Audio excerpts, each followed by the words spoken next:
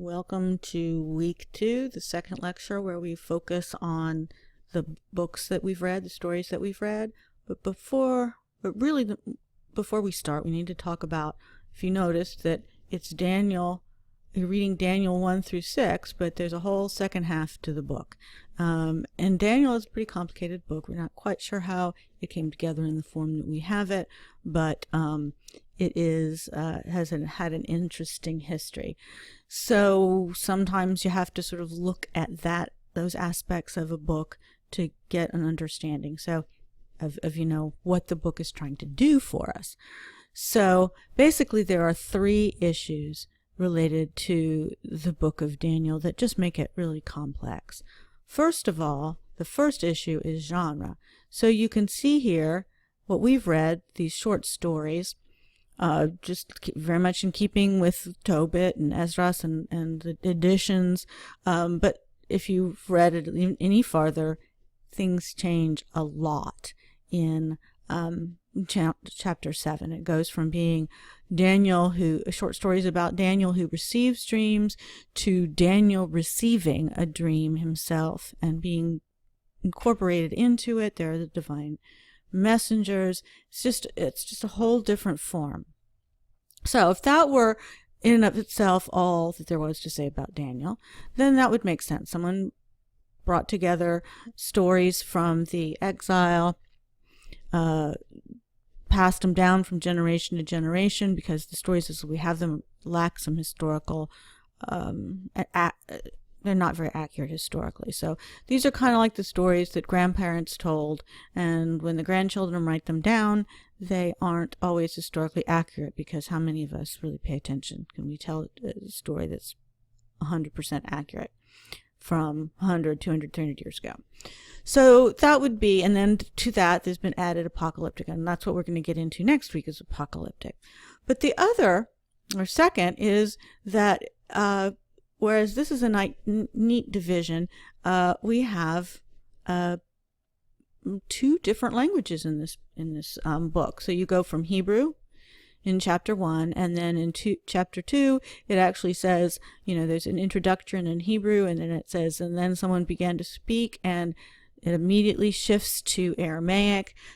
When the person begins to speak, it's a great way for Hebrew professors to taunt their Hebrew students, because it's the same alphabet. So you don't necessarily, you read along, and if you're unaware, you'll lose complete ability. So if I've been told professors have pulled that on their students, but not me. But then at the end of chapter 7, see the difference up here, the 7 is part of the Aramaic section. And then the Hebrew picks up in 8 through 12. So, we talk about this. What is this about? Well, the apocalyptic visions preceded by these short stories about how to live in the exile make a nice blend together in terms of, this is how you're supposed to live, right? And as you muddle through the day-to-day experience of being a Jew in exile, remember the truths about our God, which is that he is the supreme God, the Ancient of Days, who sets up thrones and judges the horns. And so always know that the ultimate victory is God's. And I think that is Yahweh. And that so together they sort of feed both sides of the human spirit. So then we get to the language issue. Like I said, 2 through 7, we're pretty sure, because it is a separate language, was a single unit that existed before the book. So, what the prehistory of 2 through 7, we don't, it's hard to know, but somewhere in the Second Temple period, someone collected these short stories and put at the end of them a marvelous vision of God's triumph, and the people of the Most High, God's people, are rescued. Now, the purpose of the Hebrew 8 through 12 are historically a little bit later than 7, so they probably were added on to sort of bring the story up to date, and I'll explain that when we talk about apocalyptic literature. What does it mean to bring it up to date? But also, I think then the Hebrew at the beginning and the end, because Hebrew was the language of God, so it kind of makes it more holy, more religious to have at least the beginning and the end in Hebrew. Does that make sense? So the Hebrew makes it more religious with this unit, and anybody who read Hebrew read Aramaic, and it's just kind of, like I said, it's very, very similar languages. So but then it related to what I've kind of just made the statement that 2 through 7 is a unit. What's that about? To say that somehow 2 through 7 has a history prior to the entire book of Daniel. So if that makes sense. So the issue of genre, the issue of 2 different languages, and then this clear indication that 2 through 7 existed at some point before 1 and 8 through 12. Okay, so if there are any questions about that, write them down. So let me then go on to the organization of chapters 2 through 7. So I've written it out here, had it written out so that we don't have to go through it all individually.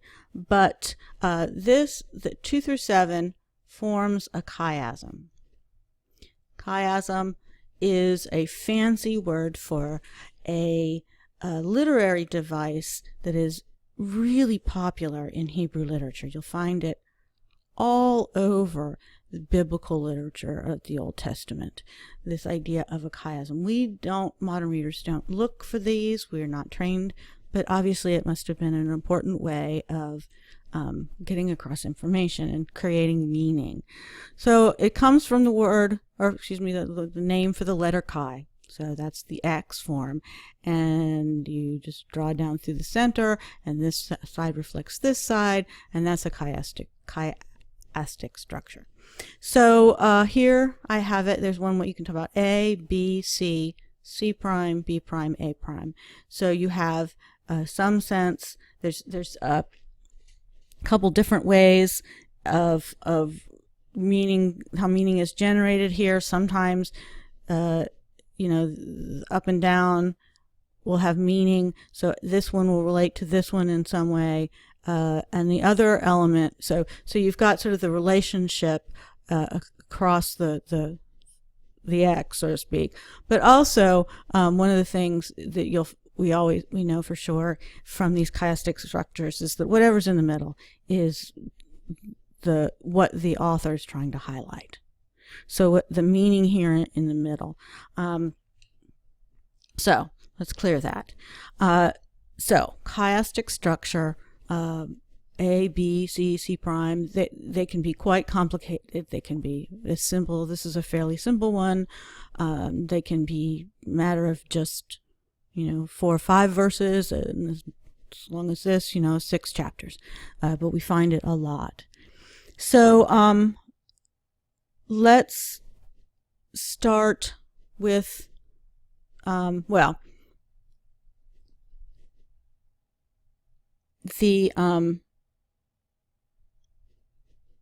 is at the center? This is at the center, and if you notice, if this is the most important, what happens at the center? You have the 2 kings, Nebuchadnezzar and Belshazzar, both of whom experience the superiority of God.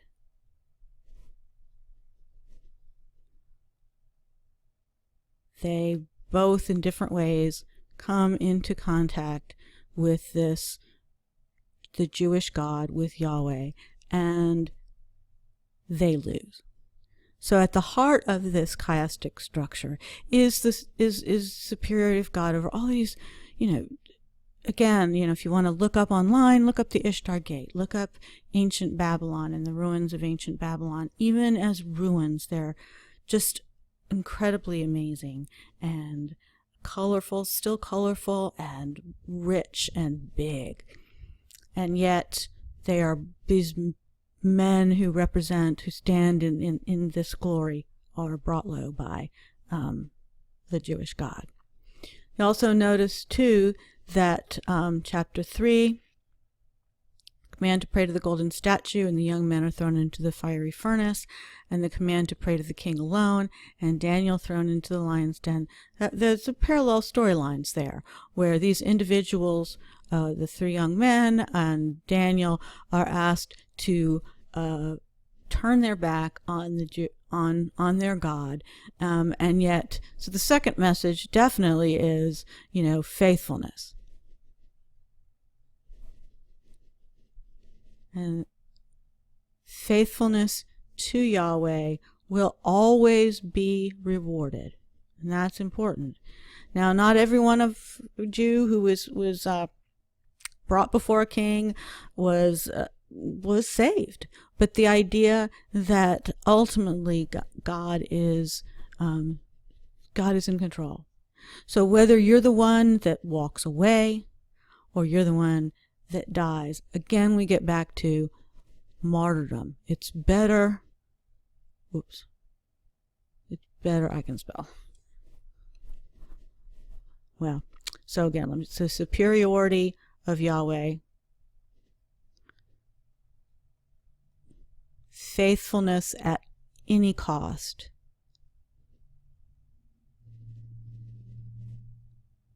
even to death. So again, and as a unit, it really expresses what all of these stories are about, and helping to live in this period and in these regions of the Eastern exile. But then we get to this pairing, chapter 2 and chapter 7. It has long been acknowledged that the idea that chapter 2 is sort of an interpretive framework for chapter 7. If you read chapter 2, you use chapter 2 to help explain this highly symbolic vision of chapter 7. So this is how these two work. And you notice there's the dream of a statue with 4 metals of decreasing value. And then here, 4 beasts that arise from the sea, and each becoming more, well, they're all very symbolic, and we don't really know for sure all of the meanings of these descriptions of the animals. But it ends with this ridiculous little horn just, squawking in the face of God. And so just like the 4 metals, the 4 beasts, and we're gonna spend a lot of time with chapter 7 of Daniel, and we'll come back to these two and what that's all about. But we haven't introduced apocalyptic yet, so we're not ready for that. But the idea of the 4 helps us to understand that the 4 metals of decreasing value help us to understand that these 4 beasts, and finally the last being of these beasts is this absolutely ridiculous little horn that speaks arrogantly before God, and that's when God intervenes. So if you think about it then, and this will make a lot more sense when you read, we get a sense of what apocalyptic literature is all about, that in terms of the stories, the superiority of Yahweh, the faithfulness at all costs, but there is a sense that apocalyptic, and definitely you can see it here, is answering the question, how long? How long do we have to work so hard to be your people? If God is ultimately superior, and we should be faithful at all costs, is there some reward for us? And the answer in apocalyptic is soon. Soon God will come, and these beasts, these arrogant little mini monsters, it's supposed to look ridiculous. God will intervene, and if the Ancient of Days will restore the people of the Most High. And that's what it says in 7. And the people of the Most High, God, are the Jews. And so ultimately, God will not let this terrible world go on forever, but will intervene, and there will be cataclysmic and categorically different reality where all those who would have dared to go against God will be destroyed and or put back in their proper place of humiliation, and the people who have remained faithful to God and to Yahweh and to all that requires of them will be rewarded. And again, I'm going to talk about life and death here we'll talk about it in a minute, but Daniel is the first book and the only book of the Old Testament that makes reference to a life after death. And I'll explain that, but an actual reference to resurrection, to the belief that one has a life in God after one has died. This is very much a part of this apocalyptic world view. So anything, again, write down any questions you might have. I want to then, the stories are pretty self-explanatory. I wanted to mention the additions. So again, these are stories that were found in the Septuagint, but not in the Masoretic text. So Jerome took put them at the end, took them apart and put them separate. So we get Daniel more as in its original form. They're wonderful stories. Susanna and Bell and the Dragon. Susanna is the first detective story. So you have these old men who are trying to, cause trouble for Susanna, and yet the very young Daniel uses his wisdom and his observational powers and his wisdom to prove that Susanna indeed is pure. And again, that also, another element of a lot of this literature is purity. So, this beautiful Jewish woman is pure in her faith and in her sexuality, and so she is to be protected and honored for that. Bell and the Dragon, got a story with a dragon, is just a wonderful little expression of, if you think about the ancient world and the practice of idolatry, they very much thought that those statues, once they were consecrated, were real and had real life in them, that the God dwelled in them, and they would, the priests would bathe the statues, clothe the statues for different occasions, put makeup on the statues. They treated them like they were living. And so Daniel's neat little trick shows that they are no more alive than the wood and gold that makes them, and that it was a trick, and that the priests were just playing tricks on the people. So we've also you also have read by now that the story of Zerubbabel in Esdras, again another young man in a foreign court.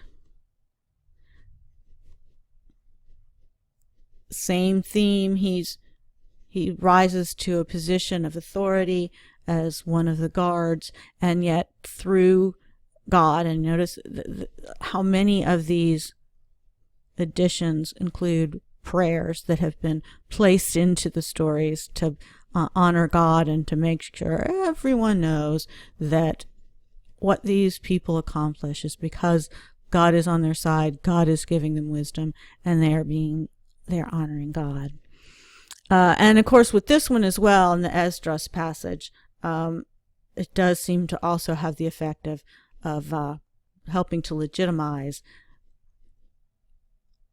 Zerubbabel and his position in Judah, because it is tied to the restoration of the temple and all of that, and makes very clear that Darius himself is behind the temple reconstruction, and it comes straight from the highest point. So there's a lot of going on in this one as well, but it's a wonderful little story of wisdom story.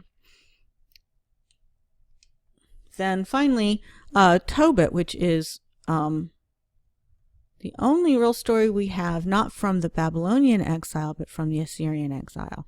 So technically, it is set probably in the 8th century BCE. Now, the story as we have it is 3rd century. Whether it accurately portrays anything about the Assyrian exile, we don't know. But it does give us a lot of great details about life, and just the positions, social positions and interactions and things like that. Again, we definitely, and I didn't mention this with Daniel, I probably should have. Daniel 1 through 7, Tobit is the same case.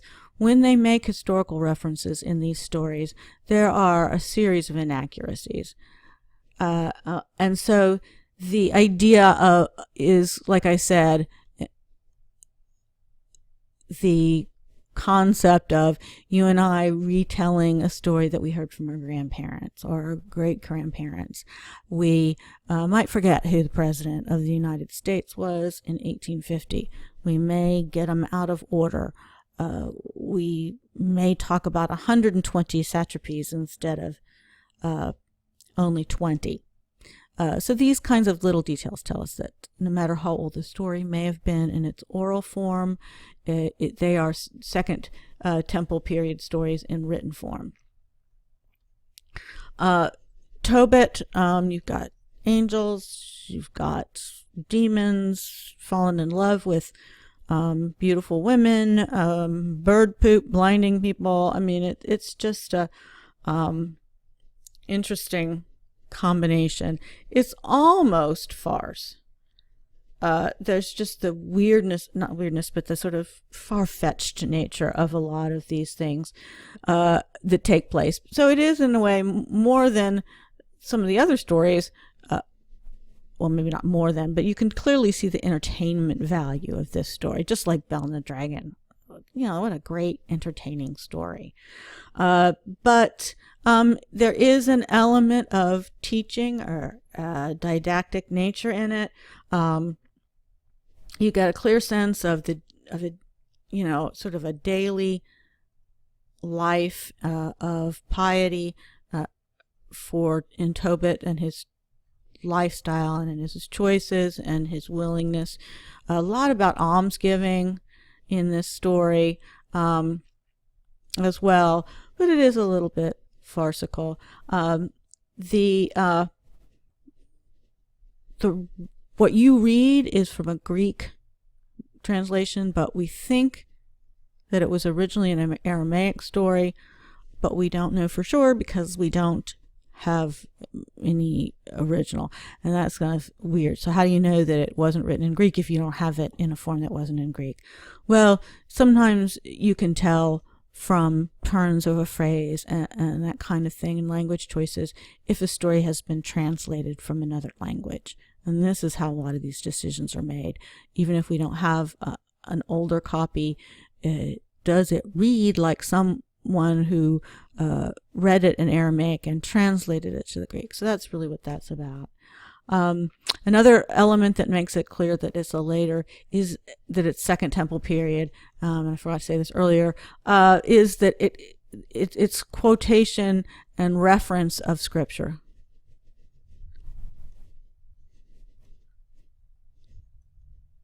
And then it's reference to, particularly, it actually quotes the book of Amos, who himself was alive in the 8th century.